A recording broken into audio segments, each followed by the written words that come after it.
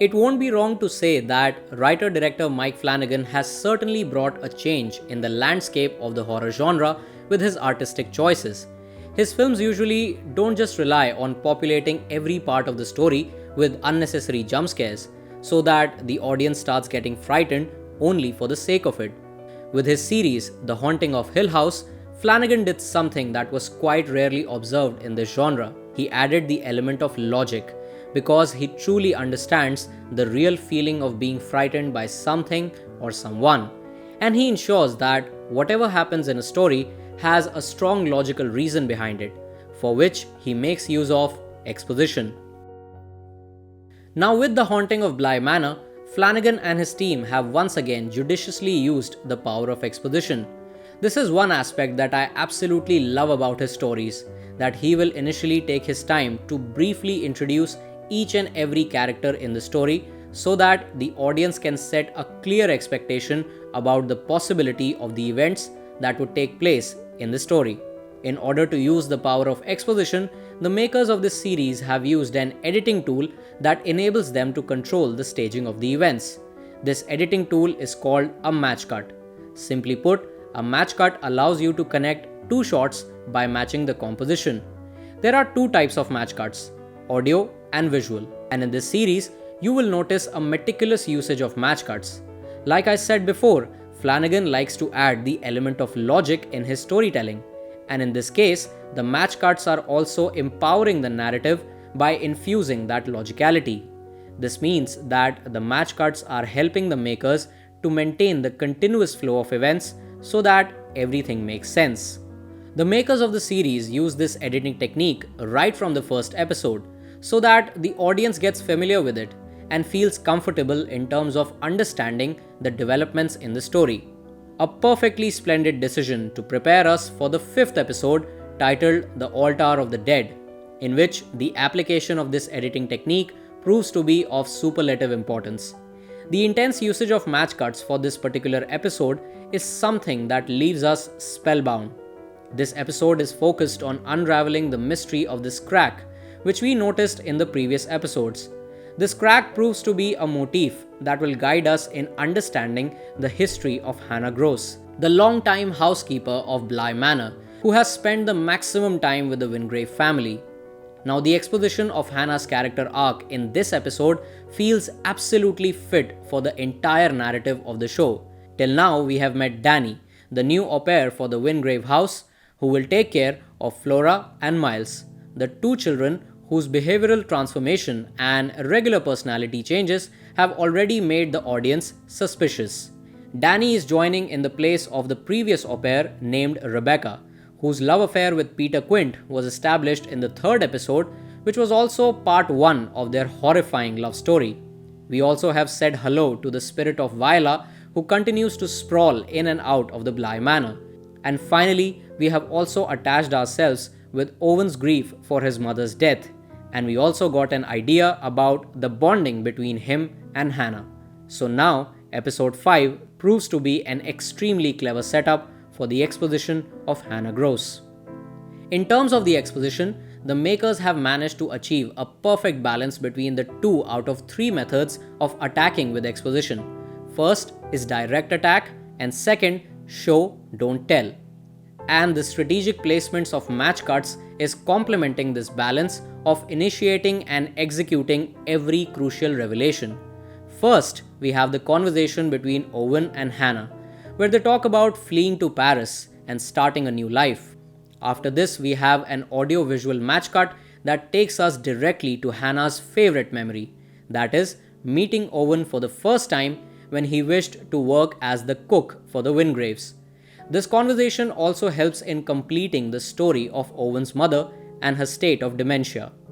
So this way, the exposition for Owen Sharma is complete. Now, after this scene, a match cut shifts our attention to the Wingraves, and this is actually the first time when we are seeing them in person. I mean, not really, but you know what I'm saying. We meet the Wingraves and we once again meet Peter Quint, who has come back after leaving Rebecca by doubting her compassion and love for him. Then we see the crack. Another match cut, And now we witness a confrontation between Hannah and Peter when she catches him stealing a 400-year-old necklace.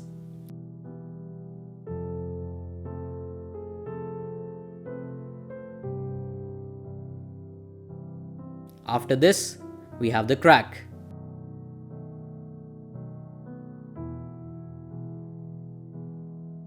We have it again, but now it's somewhere else, and we seem to be going towards the origin of it. Then we have Hannah noticing those muddy footsteps once again.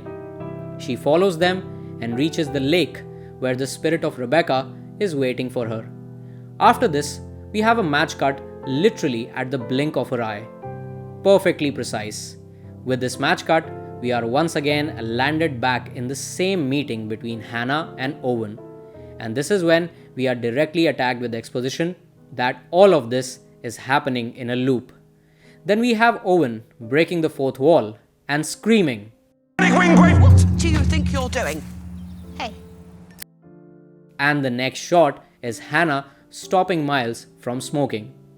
So it means that when Owen screams Miles Dominic Wingrave, which is also a kind of a jump scare, it is an audio match cut for this shot. Perfectly splendid. Hannah stops Miles from smoking, but he retaliates in a way that clearly reflects his ignorant attitude. Hannah starts chasing Miles to stop him from smoking. A match cut, and now we are in the church with Hannah and Mrs. Charlotte Wingrave. This scene is once again about Hannah, in which she describes her eternal love for her husband Sam, who seems to have never returned back to her. A series of dialogues begin between Hannah and Charlotte, and we have a match cut. That brings us to this conversation between Hannah and Rebecca that took place in the past. Now, before we go ahead, I just want to applaud DOP Maxime Alexandre and editors Ken Blackwell and Jason Hellman. This 2.5 minute scene is pure cinematic brilliance.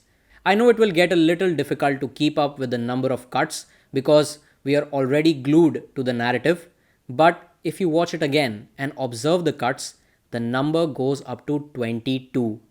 And I think these 22 cuts are also 22 individual audio match cuts because every new camera angle comes right before the last line of the dialogue. This scene surely deserves a special mention because of how flawlessly the continuity is maintained throughout the conversation. After this series of 22 cuts, we notice how Hannah seems to be trapped in these hallucinations. She turns back to Miles, who is standing on her left and is still ignorant about Hannah's strict advice. After this, we have another audio-visual match cut, which takes us inside the kitchen. And since Hannah and Rebecca's clothes remain the same, we can easily conclude that this is a progression of the narrative after that 2.5 minute conversation. Hannah's character gives the audience and Owen the analogy of the glue trap after doubting the increasing closeness between Rebecca and Peter. In the end, she looks down, and as soon as she looks up, we have a match cut that takes us back to the same interview. But now, the frustration of this hallucinatory loop grows stronger and is clearly reflected from Owen's dialogue. And eventually, everything starts feeling morbid. That's right, another match cut, and this time we are greeted with another exposition of Peter and Rebecca's relationship. This scene is based on Peter's intention to run away with Rebecca and get settled in America. No rhyming intended. The occurrence of this particular moment is very logical, as we already learned about Peter Quint's failed attempt to steal that necklace. After igniting the hope of living in America, Peter exits the room without paying attention to Hannah. And then Rebecca tells us how the entire moment with Peter is her favorite. But then she gets confused, just like the audience, that how did Hannah end up in this scene? But don't worry, because a logical answer is waiting for us. Exactly. This is when those genius minds behind this episode decided to show and not tell. Peter decides to steal the necklace to fulfill his American dream. He goes back to the kids, and then voila. The spirit grabs Peter by his throat and drags him towards that forbidden spot of the Bly Manor. For the first time, we get a good look at the spirit. She exits the frame with Peter's body. But then, we have another mind-boggling revelation which starts making sense with this dialogue. Let me go!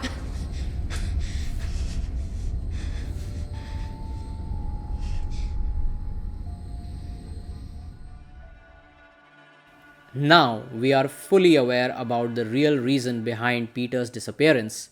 The presence of Hannah in this scene is now justified as she serves to be the eyes of the audience and helps us in understanding a lot of exposition, including this one about the sudden change in the behavior of the kids and how this faceless spirit drags everyone into the lake with her. After this, she turns back once again to find Rebecca's spirit, and then we are teleported back to the same interview. Just like the audience, Hannah and Owen are done with this loop. Hannah is completely puzzled about how she is ending up in the dreams of Rebecca and Peter. Owen has the solution for this dilemma, and his character directly attacks with exposition. He makes her realize that those events took place 2 years ago. She is Hannah Gross. It's 1987. You're at Bly. Dominic is dead. Charlotte is dead. Rebecca is dead. Peter is missing. You think Flora is 8. And Miles. Something is wrong with Miles. Now is the moment we all have been waiting for. Now is the moment when we will get to know about why Peter Quint's presence continues to haunt Bly Manor. Now is the time to witness the final act of this episode that will leave you stunned with another cracking revelation. Leave me. Nothing would make me happier than to be arrested by those police you were talking about. To be dragged off this fucking property, away from this god-awful trap. But I can't, can I? You can't. Because you're dead. It's such a shame that you had to go and follow us. It was going so well. Honestly, Hannah!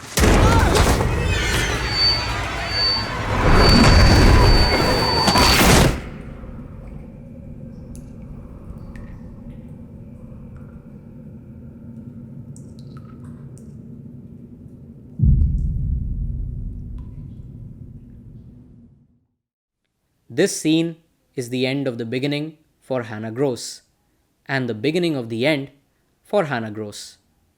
The Altar of the Dead is a great example of how various instances of exposition can be smartly maneuvered by utilizing the art of a match cut. Also, I strongly feel that this episode is a great homage to that unforgettable and emotionally riveting episode of Hill House, Two Storms. Mike Flanagan and his team have continued their quest of mesmerizing the audience with their amazing storytelling techniques, and I am pretty much confident about experiencing something extraordinary once again in his next project, The Midnight Mass. Now it's time for you to share your thoughts about The Haunting of Bly Manor.